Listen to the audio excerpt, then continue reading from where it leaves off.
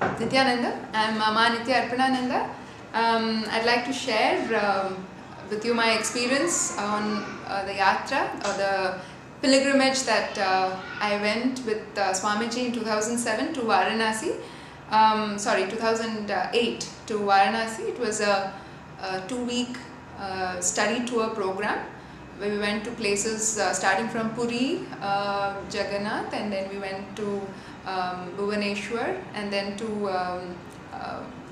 Calcutta, to Ramakrishna's birthplace, Kamarpukur, then Sharda Mata's place, and then we went to Varanasi, and then the Allahabad, the Triveni Sangam.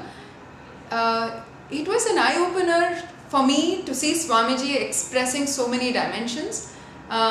In Puri, place of Krishna, really Swamiji was just radiating that energy of Sri Krishna, where he was simply in so much of joy, literally like Chaitanya Mahaprabhu, dancing with all of us and sharing that joy, and all of us were literally in the mood of music and dance and sharing that joy and expressing it very similar to how it was in Puri, let's say at the time of Chaitanya Mahaprabhu. It was very, very different atmosphere. And then in Ramakrishna in Calcutta, he was really, you could see that Swamiji was radiating the dimension of literally Ramakrishna. One could experience or tangibly feel when he was narrating to us the incidents of Ramakrishna's life, and also of Swamiji's own experiences with Ramakrishna, cosmically, spiritual connections with Ramakrishna. One could really feel the intensity of tapas which Ramakrishna radiated, and all of us were also put into similar meditation practices during the satsangs. Every day we had satsangs with Swamiji, and that was the best, that was the highlight. Actually, the whole yatra was not about the places we saw. The highlight was the fact that we were traveling with Swamiji, and every day the different satsangs we had with him, each one was a way, taking us deeper in many different dimensions.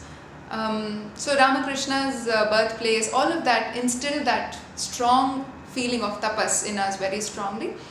And then so I forgot to mention, we went to Bodh Gaya, and that was very beautiful. It was really one of the most powerful meditation sessions I've ever had below the Bodhi tree in Bodh Gaya, where Buddha meditated. Swamiji initiated us into the deep Vipassana technique, and almost, I think, for 6 hours, or if not more, 6 to 8 hours, we were there, sitting there in the temple. It was actually evening and went through the night. It was raining, and we were all sitting with no shelter. It was raining. Many of us didn't even realize that. And we were in very deep meditation, and Swamiji went round and round the temple, blessing all of us in that 6-8 hours.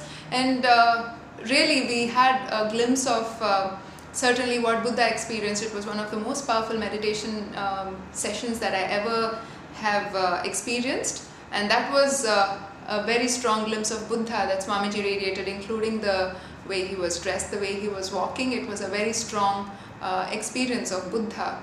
And of course, in Varanasi, Swamiji was literally Shiva, the mood. He was actually in Samadhi for one day, and because of that, when he finally came out and shared, it was such a powerful, it was a very powerful, energy-packed hall when Swamiji actually came out and gave us darshan at the Varanasi main shrine, Kashi Vishwanath main shrine. Swamiji gave darshan to all of us.